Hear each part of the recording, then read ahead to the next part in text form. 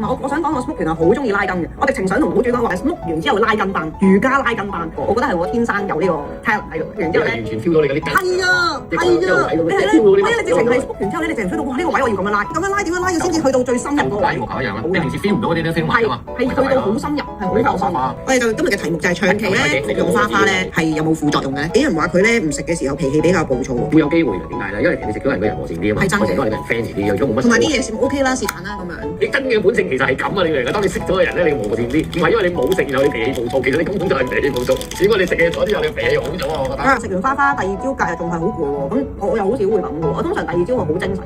如果食 edible 嘅話，食嘢嗰啲係有時魚毒未清嘅，有時 edible 其實當你過量咗，其實你係會有呢個情形出現嘅。阿富哥話食大咗就會咁啊。係食大咗，其實係。佢話長食開瓶頭1-2晚會瞓唔着，佢話去旅行好慘。即係頭1-2晚瞓唔着，跟住就冇事啦，翻返去正常啦嘛，係咪啊？咁會啊，呢個一定會嘅，又係會嘅。但我一陣間咧，我會講翻俾你聽嗱，我呢次最嗰個經歷，我係會唔會咧？你覺得我會唔會瞓唔着咧？我咁長期服用嘅人，仲係服用咁多日，當我冇咗我瞓唔瞓得着咧？大家可唔可以估下？其實我係一個好人版嚟嘅，因為我食咗超過40年，我會聽。天王之星話，毒株係144小時冇飛到啊！你記得喎，係啊。咁而話喎，醫生都教病人要長期食藥先有效啦，食下唔食咁咪出事咯。所以食花咧係要保持長期食先有用嘅。咁啊 FFV 話長期記憶冇問題嘅，如果要成日唔記得啲嘢放喺邊嘅，即係短暫記憶咯。其實啲細嘅嘢，即係譬如有人爭你錢，你會唔記得嘅。